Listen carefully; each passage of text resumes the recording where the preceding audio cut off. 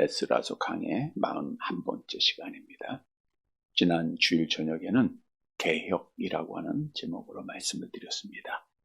개혁은 원점으로 돌아가자, 성경으로 돌아가자, 당시 이스라엘 백성들에게는 여호와 하나님께로 돌아가자라고 하는 운동이죠. 이 운동을 위해서 하나님께서 에스라라고 하는 사람을 2차 귀환을 통해서 예루살렘에 보내시고 이스라엘 나라의 개혁을 이루어 하나님의 뜻이 나타나게 하셨죠. 개혁은 어떻게 해야 되는가? 먼저는 여호와 하나님을 두려워함으로 해야 된다. 하나님 앞에 떨면서 해야 돼요. 또한 한 마음으로 다 같이 해야 되고, 그리고 철저하고 완전하게 해야 된다. 우리는 개혁주의자라 그랬죠. 날마다 개혁하는 거예요. 날마다 성경으로 돌아가고 여호와께로 돌아가는 삶을 살아야 됩니다. 그래서 개혁을 이루어서 우리 하나님 앞에 영광을 돌리는 사랑하는 자들이 되시기를 다시 한번 주님의 이름으로 간절히 바랍니다. 여러분, 하나님께서는 아브라함을 믿음의 조상으로 택하십니다. 이게 창세기 12장의 사건이죠. 아브라함을 이제 우상의 도시였던 고향을 떠나 하나님께서 명령하죠. 내가 네게 지시할 땅으로 가라. 그리고 그에게 약속을 주시는데 네 아들이, 너의 후손들이 복을 받게 될 것이다. 물론 당시에 아브라함은 아들이 없었죠. 그러나 어떻든 백세의 아들을 얻고 또 이삭이 야곱을 낳게 되고, 야곱의 12 아들 중 요셉을 통해서 결국 그 모든 형제들이 애굽으로 내려가게 됩니다. 그래서 애굽에 내려가서 비로소 이스라엘 공동체의 민족이, 크게는 나라가 이제 이루어지게 되죠. 그게 하나님의 선택한 나라입니다. 선택한 백성이죠. 하나님께서 아브라함을 택하신 목적은 영광을 받으시기 위해서입니다. 하나님께서 우리를 택하신 목적도 찬양을 받으시기 위해서죠. 그래서 이제 하나님께서 저들을 애굽에서 구원하신 이후에 찬양을 받으셔야 되는데, 찬양을 받기 위해서는 이제 성전이 있어야 되고, 성전에 있어서는 성전 일을 담당할, 하나님 앞에 제사하고 예배할 자들이 있어야 되겠죠. 그래서 하나님께서 제사장을 세우게 됩니다. 그러니까 제사장을 세운 목적도 하나님의 일하라고, 그리고 하나님의 영광, 하나님을 찬양하라고 하나님이 세우신 거예요. 당시에 하나님께서 율법에 따라 제사장을 누구의 후손으로 세우셨죠? 아론의 후손으로 세우셨음을 말씀해 주고 있습니다. 출애굽기서 28장 1절입니다. 함께 봅니다. 너는 이스라엘 자손 중 네 형 아론과 그의 아들들, 곧 아론과 아론의 아들들 나답과 아비후와 엘르아살과 이다말을 그와 함께 내게로 나아오게 하여 나를 섬기는 제사장 직분을 행하게 하되. 레위 지파 중 아론의 후손들이 이제 하나님의 성전의 일을 감당하는 제사장이 될 수 있음을 성경은 하나님이 말씀을 하셨죠. 하나님이 이렇게 정하신 겁니다. 그래서 하나님으로부터 세움받은 제사장들은 여러 일들을 했습니다. 그 중에서 가장 귀한 일은 하나님의 성전에서 제사 드리는 일을 했다는 거예요. 제사 드리는 일. 민수기 16장 40절 함께 봅니다. 이스라엘 자손의 기념물이 되게 하였으니 이는 아론 자손이 아닌 다른 사람은 여호와 앞에 분향하러 가까이 오지 못하게 함이며, 그러니까 아론의 자손이 아닌 다른 사람은 여호와 앞에 나올 수가 없어요. 하나님이 정하신 법입니다. 또 제사장은 에레미야서 18장에 보니까 율법을 가리키는 했어요. 그러니까 선지자는 하나님께로부터 말씀을 받아서 전하는 자들이고, 하나님께서 모세를 통해서 주셨던 율법을 가리키는 일은 제사장이 했습니다. 또한 백성들을 위해서 하나님의 뜻을 묻는 일, 이게 옳은가 그른가, 어떤 일을 해야 되는가 결정을 할 때 제사장이 결정을 했죠. 출애굽기서 28장 30절 함께 봅니다. 너는 우림과 둠밈을 판결 흉패 안에 넣어 아론이 여호와 앞에 들어갈 때에 그의 가슴에 붙이게 하라. 아론은 여호와 앞에서 이스라엘 자손의 흉배를 항상 그의 가슴에 붙일지니라. 우림과 둠밈을 통해서 하나님의 뜻을 그들이 묻는 일을 했습니다. 그리고 구체적으로 보니까 성경에 재판을 하는 일을 주관을 했고요. 나병 환자들이 고침을 받으면 제사장에게 보이라 그랬죠. 그러니까 제사장이 내 몸은 깨끗하다 아니다 이렇게 판정하는 일도 했습니다. 전쟁 때에는 제사장이 나팔을 부는 일도 했고요. 또 언약궤를 매는 일도 했습니다. 한마디로 제사장은 선민 이스라엘 공동체에 있어서 종교적 측면에 포함된 모든 삶을 가르치고 또 그 삶을 지도하는 역할을 감당했다고 하는 사실입니다. 따라서 제사장은 좀 구별돼요. 일반 백성들과 좀 다른 그러한 삶이 요구가 됐죠. 레위기서 10장 9절에 그래서 제사장들은 이렇게 하라고 말씀하고 있습니다. 함께 봅니다. 너와 네 자손들이 회막에 들어갈 때에는 포도주나 독주를 마시지 말라. 그리하여 너의 죽음을 면하라. 이는 너희 대대로 지킬 영영한 규례니라. 제사장들은 하나님 앞에 거룩한 삶을 구별된 삶을 살아야 돼요. 자, 그러면 오늘날 제사장은 누군가? 누가 제사장이죠? 대부분들 목사님 이렇게 대답을 하는 분도 있을 거예요. 여러분들이 죄를 짓게 되면 죄를 깨닫고 회개하죠? 누구한테 나와서 회개해요? 가톨릭처럼 신부한테 가서 고해성사 안 하죠? 직접 하잖아요. 내가 하나님 나 이런 죄 졌습니다. 직접 기도하지 않아요? 기도하죠. 하나님 앞에 직접 나아가는 거예요. 그래서 성경은 오늘날 예수를 그리스도로 우리가 잘 알죠? 예수를 그리스도로 믿으면 우리가 세 가지 직분이 회복된다 그랬죠? 뭐예요? 선지자, 제사장, 왕이 된다. 성경도 증거하고 있어요. 베드로전서 2장 9절 함께 봅니다. 그러나 너희는 택하신 족속이요 왕 같은 제사장들이요. 거기까지 보세요. 택하신 족속이요 왕 같은 제사장들이라. 우리 예수님께서 잘 아시는 대로 십자가상에서 죽으실 때 휘장이 찢어졌다라고 말씀하고 있는데 마가복음 15장 38절 함께 봅니다. 이에 성소의 휘장이 위로부터 아래까지 찢어져 둘이 되니라. 위로부터 아래로 찢어져서 휘장이 둘이 돼요.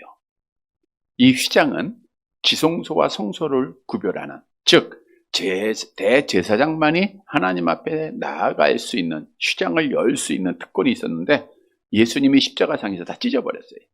이것은 뭘 의미하느냐?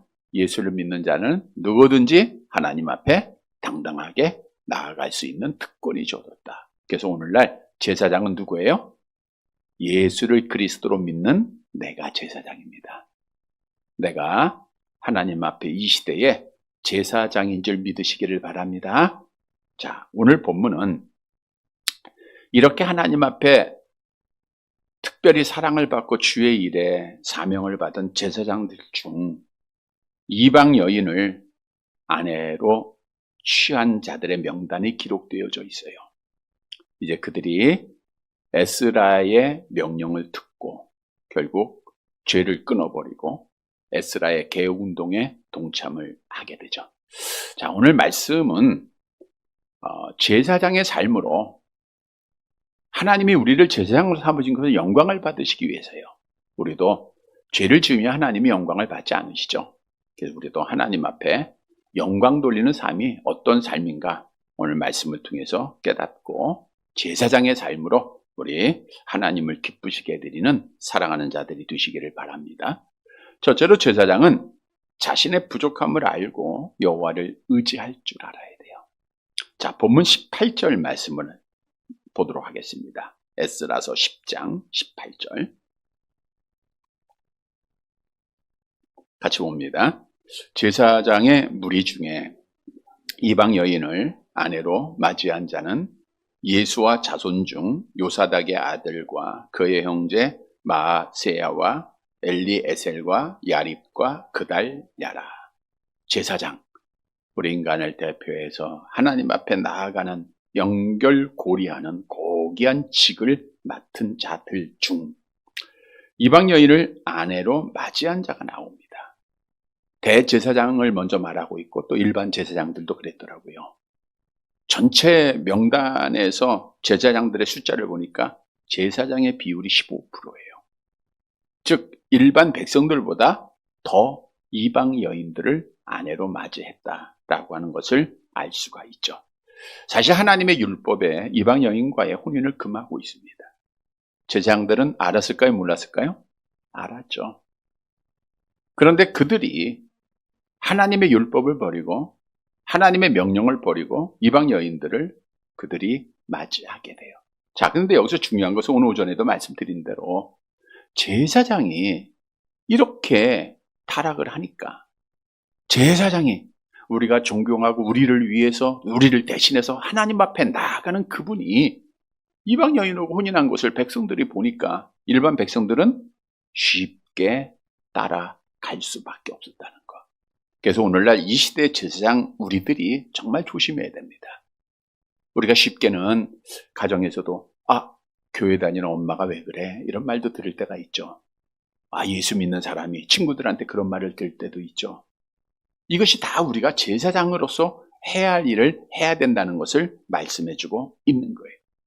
오늘 본문으로 돌아가 보면 먼저 대제사장들 중 이방 여인을 취한 자들의 명단입니다. 예수와 자손 중, 예수와는 여호와께서 구원하셨다라고 하는 뜻을 가진 수룹바벨과 함께 예루살렘으로 돌아왔던 1차 귀한 대제사장입니다. 명단에 포함된 자죠.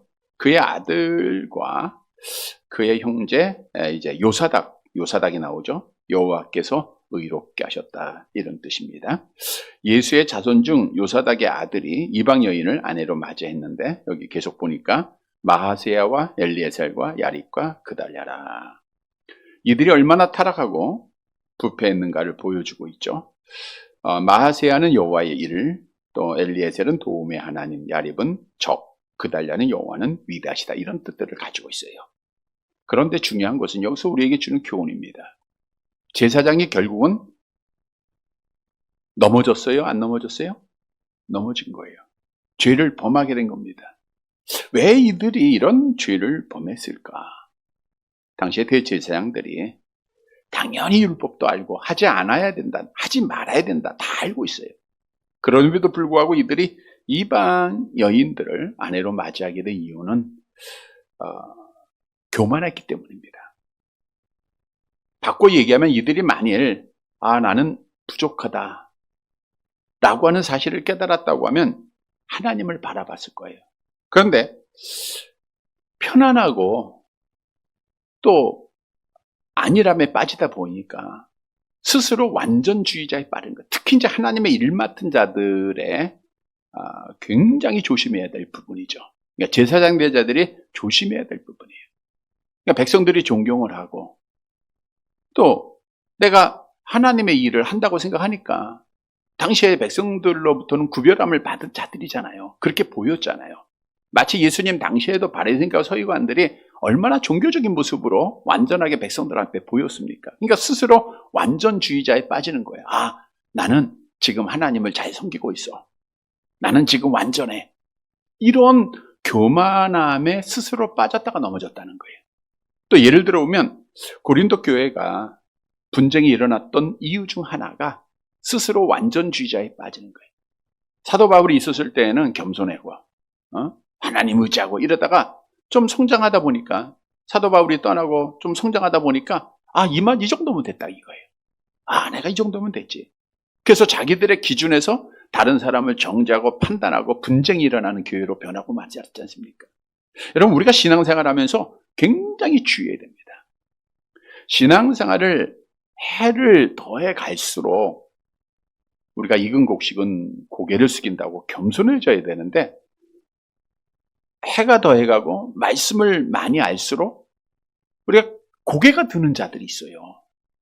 하나님의 말씀 내가 많이 한다는 해서 다른 사람의 어떤 부족함을 판단하고 정죄하는 일을 한다든가, 다시 말하면 내가 완전주의에 빠지는 겁니다.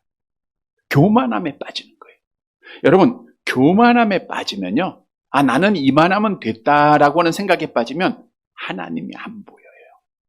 그래서 성경은 교만은 뭐예요? 패망의 선봉이요, 거만한 마음은 넘어짐의 앞잡이다 라고 말씀한 그대로 오늘 본문의 제사장들도 백성들은 존경하죠. 스스로 완전주의에 빠지다 보니까 교만한 거예요. 그래서 이들이 결국 넘어지고, 이 정도는 괜찮겠지, 나는 해도 괜찮겠지 하면서 이방 여인을 아내로 맞이하게 되었다는 거예요. 그래서 우리 제사장된 우리 성도들은 정말 넘어지지 않기 위해서는 항상 조심해야 됩니다. 다시 말하면 나는 언제든지, 여러분 잘 들어야 돼요, 내가 넘어질 수밖에 없다고 하는 사실을 인정을 해야 돼요. 우리는 아담 안에서 그의 죄가 우리에게 전가가 되었는데 두 가지가 있다고 그랬죠. 죄책과 죄의 오염. 죄에 대한 책임은 예수를 그리스도로 믿음으로 면제가 됐다 그랬죠. 그래서 오늘 오전에 말씀드린 대로 우리는 형벌의 심판을 받아야 안 받아요? 안 받게 돼 있어요. 의롭다 칭하셨어요. 그러나 죄의 오염은 다 가지고 있는 거예요. 오늘 이렇게 저녁 예배까지 나와서 하나님을 찾고 하나님 앞에 예배하고 있지만 우리 안에는 또 연약한 모습이 있다는 거예요. 온전하지 못한 모습이 있다는 거예요. 그래서 사도 바울이 우리 수요일 말씀은 계속해서 우리가 오늘 인용하게 되는데, 지난 수요일에 이렇게 고백을 했죠. 고린도전서 9장 27절 함께 봅니다. 내가 내 몸을 쳐 복종하게 함은 내가 남에게 전파한 후에 자신이 도리어 버림을 당할까 두려워함이로다. 여러분, 사도 바울은 하나님의 사역을 정말 목숨 걸고 충성스럽게 감당한 자입니다. 어느 누구도 사도 바울의 삶에 대해서 부족함을 찾아낼 수가 없어요. 토를 달 수도 없습니다. 근데 사도 바울은 스스로 이렇게 말해요. 내가 내 몸을 쳐 복종하게 하면 내가 남에게 전파한 후에, 그러니까 복음을 전하는 일에 최선을 다한 거예요. 많은 고난 받으면서 다 전하는 거예요. 근데 한 가지 마음이 있는데 도리어 버림을 당할까 두려워함이로다. 버림을 당할까 두려워함이로다. 이 말씀은 내가 하나님 앞에 버림받는다 이런 뜻이 아니라 이러한 마음을 가지고 복음을 전했다는 거예요. 이러한 마음을 가지고 제사장의 사명을 감당했다는 거예요. 내가 하나님 앞에 버림받을 수도 있다는 거예요. 왜냐? 사도 바울은 항상 자기의 부족함을 깨달았던 자죠. 내 안에 누가 있었다 그래요? 로마서 7장 22절 23절 함께 봅니다. 내 속사람으로는 하나님의 법을 즐거워하되 내 지체 속에서 한 다른 법이 내 마음의 법과 싸워 내 지체 속에 있는 죄의 법으로 나를 사로잡는 것을 보는 도다. 내 안에 세상을 향한 마음이 있는 거예요. 육체의 정욕, 안목의 정욕에 따라 행하는 그런 마음이 있는 거예요. 그러니까 사도 바울은 항상 내가 하나님 앞에 버림받으면 어떡할까? 이런 마음을 가졌으니까, 이런 부족함을 고백하는 마음을 가졌으니까, 이런 겸손한 마음을 가졌으니까 넘어져요? 안 넘어져요? 안 넘어진 거예요. 근데 오늘 본문의 제사장들은 나는 완전하다. 교만하니까 넘어진 거예요. 사도 바울은 그래서 뭐라고 고백했죠? 로마서 7장 24절 함께 봅니다. 오호라 나는 공고한 사람이로다. 이 사망의 몸에서 누가 나를 건져내랴. 공고한 사람이란 전쟁에서 패배하여 적의 포로로 잡혀 있는 병사가 지쳐있는 그 모습을 표현한 거예요. 그러니까 나는 그 악한 영에게 정말 그 옛사람에 의해서 잡혀서 영적으로 싸우다가 지쳐있는 그 모습이에요. 그러고서 말하기를 누가 이 사망의 몸에서 나를 건져내겠느냐. 이거는 절망의 소리가 아닙니다. 절망의 소리가 아니에요. 이 말씀은 누가 나를 건져내, 이 말씀은 누군가 나를 건져낼 수 있다는 믿음의 고백이에요. 소망의 말씀이에요. 그래서 다음 절에 보면 예수 그리스도께서 그를 건져주시죠. 이 말은 예수 그리스도를 의지했다는 거예요. 즉 사도 바울은 당시에 예수를 믿고 제사장으로서 자기의 부족함을 깨닫고 주님만 의지한 거, 주님만. 나는 언제든지 넘어질 수밖에 없는 연약한 자임을 고백하고 주님 의지하고 주님의 능력으로 사명 감당하고 제사장의 사명 충성스럽게 마지막까지 잘 감당했다는 거예요. 여러분, 나는 죄가 없다. 나는 이만하면 됐다. 완전하다. 할만하죠, 여러분들. 지금까지 신앙생활 했는데. 근데 이 순간 넘어지게 돼 있습니다. 이런 마음을 갖게 되면 결국 넘어지게 돼 있어요. 그래서 신앙생활은 늘 부족함을 고백해야 돼요. 끝까지 나는 연약함을 알아야 됩니다. 여러분, 우리는요, 정말 조심해야 돼요. 언제든지 넘어질 수 있어요. 오늘 본문에 보세요. 대제사장들도 넘어지잖아요. 제사장들도 넘어지잖아요. 조심하지 않으면 넘어지는 겁니다. 그러나 내가의 부족함을 느끼면, 바울이 자기의 부족을 느끼고 누구를 의지했다고요? 주를 의지했던. 여러분, 우리가 부족하면 뭔가 의지하게 되죠. 아픈 사람은 병원에 가고 약도 먹고요. 내가 걸음을 잘 못 걸어요. 그러면 어떻게 지팡이라도 잡고 아니면 끌고 가는 카트라도 끌고 뭔가 의지가 되자, 의지하잖아요. 아, 나는 잘할 수 있어. 나는 안 넘어져. 그러다가 사고 나는 거예요. 그래서 우리는 나의 부족함을 느끼는 게 신앙생활입니다. 우리 주님께서는 너 자신을 부인해라 그랬죠. 끝까지 나의 부족함을 고백해야 돼. 왜냐? 내가 부족함을 느낄 때 비로소 누가 보여요? 하나님이 보이는 거예요.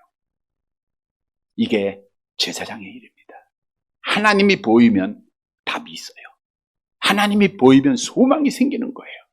다윗도 그 많은 어려운 가운데서 자기의 부족함을 고백하고 여호와를 의지했다라고 말씀하고 있죠. 시편 28편 7절 같이 봅니다. 여호와는 나의 힘과 나의 방패이시니 내 마음이 그를 의지하여 도움을 얻었도다. 그러므로 내 마음이 크게 기뻐하며 내 노래로 그를 찬송하리로다. 여러분, 이렇게 여호와를 의지하고 자기의 부족함을 깨닫고 여호와를 바라본 자들은요, 기뻐하고 즐거워하게 되어 있어요. 왜? 여호와께서 힘 주시고 여호와께서 능력 주시고 여호와께서 승리하게 하십니다. 스가랴서 10장 12절 같이 봅니다. 내가 그들로 나 여호와를 의지하여 경고하게 하리니 그들이 내 이름을 행하리라. 나 여호와의 말이니라. 그런즉 암송합니다. 선줄로 생각하는 자는 넘어질까? 조심하라. 여러분, 신앙생활은 조심하는 거예요. 끝까지 조심하는 거예요. 마지막까지 조심하는 겁니다. 주님이 나를 부를 때까지. 성도 여러분, 오늘 본문에 대제사장 조심하지 않았다가 교만했다가 넘어졌어요. 자기의 부족함을 깨닫지 못하다가 넘어졌어요. 이것을 교훈으로 얻어서 우리도 제사장입니다. 우리도 인간의 연약함을 가지고 있는 자들이에요. 사도 바울의 모습을 꼭 본받아서 항상 내가 조심하지 않으면 넘어질 수밖에 없다. 나는 넘어질 수밖에 없는 자다라고 하는 사실을 분명히 인식하고 깨닫고 우리는 누구를 의지해야 돼요? 우리 여호와를 의지해야 돼. 우리 주님 의지해야 돼. 그래서 끝까지 넘어지지 말고 우리 하나님을 기쁘시게 해드리는 성도들이 되시기를 간절히 바랍니다. 두 번째로 제사장은 죄를 회개하고 끊어야 돼요. 본문 19절 말씀이죠. 같이 봅니다. 그들이 다 손을 잡아 맹세하여 그들의 아내를 내보내기로 하고 또 그 죄로 말미암아 숫양 한 마리를 속건제로 드렸으며, 이들이 에스라 선지자의 개혁에 동참을 하면서 사실 죄로 여기지 않았던 이방 여인과의 혼인, 아내로 취한 것, 말씀 듣고 보니까 죄가 깨닫게 돼요. 그래서 그들이 죄를 다 버리게 됩니다. 맹세하여, 물론 앞절에 이미 백성들도 다 맹세했죠. 아내를 내보내기로 하고 이제 내보내게 돼요. 그러니까 죄를 완전히 다 끄는 겁니다. 그리고 나서 그 죄로 말미암아 숫양 한 마리로 속건제를 드려. 속건제와 속죄제가 하나님이 정한 제사의 법에 있는데 죄를 용서받는 제사입니다. 그러니까 죄를 지었을 때 속죄제나 속건제를 드리는데, 차이점은 속죄제는 주로 하나님과 직접적인 관계에서 죄를 범했을 때 드리는 제사고요. 속건제는 이웃과 관계에서 범할 때 드리는 제사로 보면 됩니다. 그러니까 그러니까 속건제는 보상이 가능해요. 이웃한테 죄를 범했기 때문에 물론 이제 말씀을 떠냈지만 거기에 대한 보상을 더해야 돼. 5분의 1을 더하라 이런 말씀들도 계속해서 성경은 보고 있죠. 레위기서 5장 15절 함께 봅니다. 누구든지 여호와의 성물에 대하여 부지 중에 범죄하였으면 여호와께 속건제를 드리되 내가 지정한 가치를 따라 성소의 세겔로 몇 세겔 은에 상당한 흠없는 순양을 양떼 중에서 그러다가 속건제를 드려서 이런 말씀이 있고요. 또 속죄제 제물은 소나 염소나 양이나 비둘기로 드릴 수 있지만 속건제는 숫양으로만 드릴 수가 있다는 겁니다. 레위기서 14장에 보니까 속건제는 어린 양으로만 드려라 이렇게 말을 하고 있고요. 속죄제는 그 피를 번제단 밑에 쏟았어요. 그러니까 속건제는 피를 쏟지 않았습니다. 그리고 속건제는 속죄제와 달리 특별한 경우에도 드렸는데 그 나병 환자가 고침을 받은 후에 제사장이 너 깨끗해 하면 그때 이제 속건제를 드렸어요. 그리고 나실인이 부정한 일을 회개할 때 속건제를 드렸음을 성경은 또 증거하고 있습니다. 따라서 이방 여인들과 혼인한 제사장들은 에스라의 지적을 깨닫고 자기의 죄를 깨달아요. 하나님과의 관계도 있지만 사실은 사람과의 관계 속에서 범한 죄예요. 그래서 결국 그들이 속건제를 드리게 됩니다. 구약시대에는 죄를 범하면 우리처럼 지금 당당하게 하나님 앞에 1대1로 나아가지 못했고 누구한테 와야 해요? 제사장한테 오는 거예요. 순양을 가지고 옵니다. 어린 양을 가지고 와서 그걸 잡아요. 누가 잡는다고요? 본인이 잡는 거예요. 그리고 나서 그 양이 쉽게 죽지 않잖아요. 자기의 죄가 얼마나 참 큰 건가, 힘든 건가, 어려운 건가, 회개하기가 그걸 느끼게 해요. 그리고 나서 이제 제사장이 그것을 이제 담당하게 되는데 오늘 본문에 범죄한 제사장들이 자기의 죄를 깨닫고 철저하게 제사를 드리며 그 짐승의 피를 통해서 그들이 자기의 죄를 끊었다는 거예요. 그래서 오늘 본문에서 주시는 교훈은 제사장들은 죄를 범할 수밖에 없는 연약한 다 인간들입니다. 우리가 곁길로 갈 수밖에 없다 그러잖아요. 그런데 중요한 것은 죄를 깨달았으면 어떻게 해야 돼요? 죄를 가리려고 하지 말고 회개하고 끊는 자가 돼야 돼. 그게 하나님 앞에 영광을 돌리는 제사장입니다. 그러면 하나님이 기뻐하세요. 여러분, 하나님은 회개하고 돌아온 자를 기뻐하시잖아요.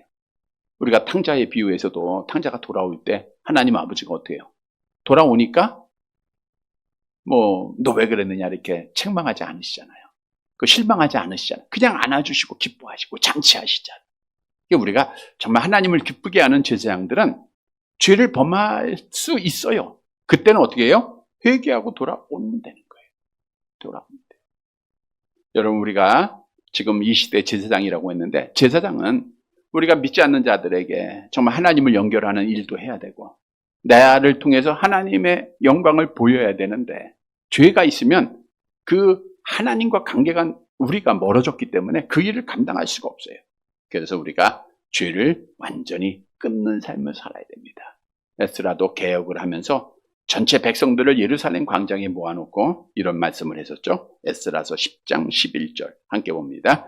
이제 너희 조상들의 하나님 앞에서 죄를 자복하고 그의 뜻대로 행하여 그 지방 사람들과 이방 여인을 끊어버리라.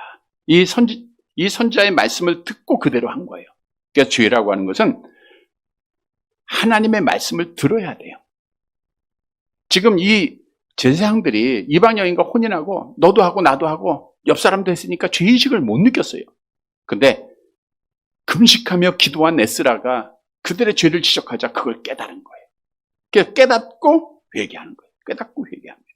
여러분, 말씀을 드린 대로 다윗도 그가 정말 이스라엘 역사의 가장 위대한 왕으로 남은 것은 죄를 짓지 않아서가 아니라 그랬죠. 뭘 했기 때문에? 회개했기 때문에. 그러니까 회개하는 자는 역사적으로 하나님이 인정하고 역사가 인정해 줍니다. 그래서 회개하는 자가 되라는 거예요. 회개하기 위해서는 하나님의 말씀을 먼저 들어야 됩니다. 에베소 교회에 편지할 때 우리가 잘 아는 말씀이 있죠. 요한계시록 2장 5절 함께 봅니다. 그러므로 어디서 떨어졌는지를 생각하고 회개하여 처음 행위를 가지라. 만일 그리하지 아니하고 회개하지 아니하면 내가 네게 가서 내 촛대를 그 자리에서 옮기리라. 촛대가 옮겨진다고 하는 것은 하나님이 떠나신다는 거예요. 하나님이 떠난다고 하는 것은 아무 열매가 없는 거예요. 망하는 겁니다. 우리나라도 하나님의 촛대가 그대로 있어야 돼요. 우리가 기도하죠. 정말 우리나라 하나님 촛대가 임하게 하옵소서 기도해야 돼요. 그러하기 위해서는 믿는 성도들이 정말 하나님 앞에 회개가 있어야 돼요. 우리 가정도 마찬가지고 교회도 마찬가지입니다. 성경을 회개하고 돌아오는 자에게 많은 약속, 너의 죄를 용서하시겠다. 또 하나님께서 은혜로 갚아주시겠다. 많은 말씀을 통해서 우리에게 약속을 하고 있습니다. 성도 여러분, 오늘 제사장들 인간의 연약함 속에서 죄를 범했습니다. 이방 여인들을 아내로 취했습니다. 그러나 선지자의 말씀을 듣고 제사장일지라도 죄를 가리지 않고 고백하고 제사 드리고 그리고 끊어버렸어요. 그래서 하나님 앞에 다시 개혁이 이루어졌다라고 하는 사실을 깨닫고 우리도 제사장으로서 말씀 들을 때마다 우리의 부족함을 깨닫고 죄를 깨달을 때마다 회개하고 주께 돌아와서 복을 받는 하나님께 영광을 돌리는 사랑하는 자들이 되시기를 바랍니다. 세 번째로 제사장은 이름에 맞는 생활을 해야 돼요. 자, 20절 말씀 계속 보도록 할게요. 20절 같이 봅니다. 또 임멜 자손 중에서는 하나니와 스바다요. 22절까지는 이방 여인을 취한, 앞절은 대제사장들 중 이방 여인을 아내로 취한 자의 명단이고요. 20절부터 22절까지는 일반 제사장자. 그러니까 아론의 자손들 중에서도 대제사장이 있죠. 네. 그러나 일반 제사장들의 명단입니다. 임멜은 어린 양이란 뜻이고요. 하나니, 은혜롭다, 스바랴, 여호와께서 주셨다, 이런 뜻을 가지고 있고요. 21절 같이 봅니다. 하림 자손 중에서는 마하세아와 엘리야와 스마야와 여이헬과 우시야요. 그러니까 이름의 뜻들을 한번 보는 거예요. 하림은 신에게 바치다, 마하세아는 여호와의 일을 하다, 엘리야는 나의 하나님은 여호와시라. 물론 우리가 성경에 동명이인들이 많지만 그 사람들하고 같은 사람은 아닙니다. 같은 이름들이 많아요. 자, 스마야는 여호와께서 들으셨다, 여이엘은 하나님께서 생존하시다, 우시야는 나의 힘은 여호와시다, 이런 뜻을 가지고 있고요. 마지막 오늘 22절 말씀 같이 봅니다. 바스홀 자손 중에서는 엘료에네와 마아세아와 이스마엘과 느다넬과 요사박과 엘리사였더라. 바스홀, 우리의 평화라는 뜻이고요. 엘료에네는 여호와를 향하여 나의 눈을 들다, 마에세아는 여호와의 일, 이스마엘은 하나님께서 들으신다, 느다엘은 하나님으로부터 주어졌다, 요사밧은 여호와께서 주셨다, 엘리사는 하나님께서 만드셨다. 자, 공통된 이 이름들을 보니까 공통된 하나는 여호와가 다 들어가요. 여호와, 하나님, 이런 뜻이 다 있더라고요. 그래서 설교를 준비하면서 묵상하면서 야, 이들이 이름대로 살았으면 죄를 안 범했을 텐데, 제사장의 직 잘 감당하고 하나님께 영광을 돌렸을 터인데 라고 하는 것을 깨달았어요. 그래서 마지막 세 번째 대지가 제사장들 우리 이름 맞는 생활을 하자, 이런 뜻입니다. 물론 우리의 이름대로도 우리가 잘 살아야 되겠지만 오늘 본문을 통해서 주시는 이름을 보면 첫째로 제사장은 하나님의 은혜로 받은 거예요. 그래서 그 직분에 감사함으로 생활해야 돼요. 감사하는 자가 돼야 돼요. 20절에 하나님 은혜롭다죠. 스바랴, 여호와께서 주셨다죠. 22절에 느다넬, 하나님으로부터 주어졌다는 뜻, 요사밧, 여호와께서 주셨다. 즉 다시 말하면 그들이 제사장이 된 것은 누가 준 거예요? 하나님이 주신 거예요. 하나님의 은혜로 준 겁니다. 잘나서가 아니에요. 여러분, 우리가 택함받고 하나님의 자녀되고 오늘날 예수 그리스도를 믿음으로 제사장 된 것, 여러분들이 잘나서가 아니라 누구의 은혜요? 하나님의 은혜로. 그래서 제사장들은 내가 제사장 된 것, 내가 정말 무슨 자격이 있어 하나님 앞에 나아갈 수 있습니까? 내가 무슨 자격이 있어 하나님 앞에 내가 기도할 수 있을까요? 하나님이 은혜로 그 길을 주셨어요. 그렇다고 하면 제사장들은 감사해야 돼요. 정말 감사해요. 자, 오늘 이방 여인을 아내로 삼은 자들이 정말 하나님의 은혜에 감사하고 있었다고 하면 만족하고 있었다고 하면 이방 여인을 아내로 취했을까요? 만족함이 없는 거예요. 더 갖고 싶은 거예요. 네? 하나님이 그들에게 아내를 다 줬잖아요. 유대인 아내들 다 줬잖아요. 그런데 더 갖고 싶은 탐심이 생기는 거예요. 욕심이 생기는 거예요. 그래서 결국 그들이 죄를 범하는 거예요. 그래서 제사장은 만족하고 감사해라. 아셨죠? 만족하고 감사하라. 그러면 우리가 죄를 범하지 않게 되는 거예요. 두 번째, 여호와를 향하여 눈을 항상 들어야 돼. 21절에 엘요에네라고 하는 단어는 그 사람은 여호와를 향하여 나의 눈을 든다 이런 뜻이고요. 우시아는 나의 힘은 여호와시다라는 뜻이에요. 그러니까 제사장들이 자기의 이름대로 여호와를 향하여 여호와만 바라봤다고 하면 죄가 그를 이기지 못했겠죠. 이방 여인 아내로 안 취했겠죠. 여호와를 바라보지 않고 뭘 바라본 거예요? 이방 여인을 바라본 거예요.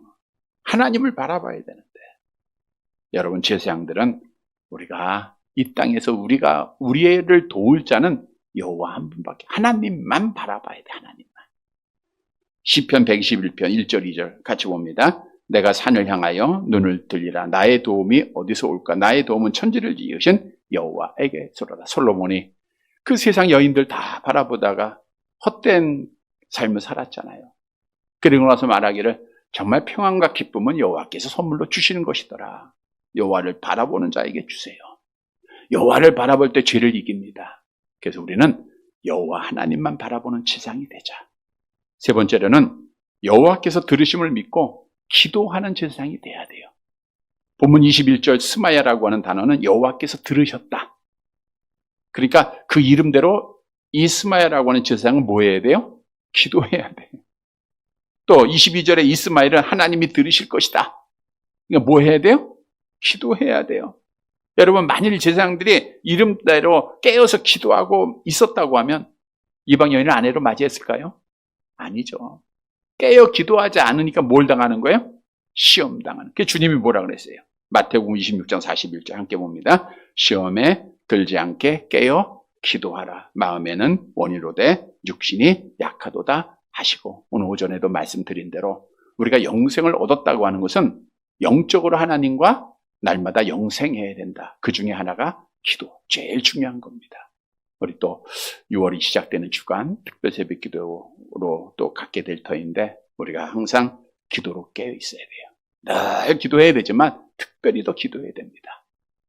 기도하면 시험을 이겨요. 죄를 범하지 않으면 누가 기뻐해요? 하나님이 기뻐하십니다. 뿐만 아니라 제사장은 여호와의 일을 해야 돼요. 본문 22절에 마하세야는 여호와의 일, 이런 단어죠. 그러니까 마하세야처럼 이름대로 여호와의 일에 충성했다고 하면, 열심히 했다고 하면 이방 여인을 아내로 취하지 아니해서 마귀가 틈을 못 타요. 마귀가 틈을 언제 탑니까? 다윗이 언제 유혹받았어요? 전쟁터에 막 나가서 열심히 싸울 때? 아니죠. 그냥 오후까지 잠자고 나태하고 안일할 때, 그때 틈 타잖아요. 그래서 우리가 여호와의 일을 열심히 하면 시험당하지 않고 죄범하지 않고 믿음을 지키고 사명 감당하는 자가 됩니다. 물론 여호와의 일은 우리가 여러 번 말씀드린 대로 가장 기뻐하시는 일이죠. 복음 전하는 일이겠죠. 또 하나님의 뜻 안에서 사는 거겠죠. 오늘 오전에 선한 일, 하나님의 말씀 따라 행하는 거, 이거 다 주님이 기뻐하시는 일들이에요. 그 일을 우리가 열심히 하는 거예요. 최선을 다해서 달리는 겁니다. 그러면 틈을 못 타요. 어떤 분은 그러잖아요. 너무 바빠서 감기당 걸린다고. 너무 바쁘다 보면 우리는 주의 일에 그렇게 바빠야 돼. 주의 일, 세상 일이 아니라 우리가 주의 일에 바쁘면 마귀가 틈도 못하고 죄를 범하지 않게 되죠. 그래서 이런 말씀들을 보면서 우리도 오늘 본문에 기록된, 비록 그들이 정말 연약함으로 넘어졌지만 이들의 이름을 교훈으로 얻어서 제사장 이름들에 걸맞는 삶을 꼭 살아서 우리 하나님 앞에 죄범하지 않고 하나님을 기쁘시게 하는 제사장들이 되시기를 바랍니다. 말씀을 정리해 드립니다. 여러분, 하나님께서는 특별한 사랑으로 우리를 제사장으로 삼아줬어요. 제사장은 뭐해야 하는 사람이에요?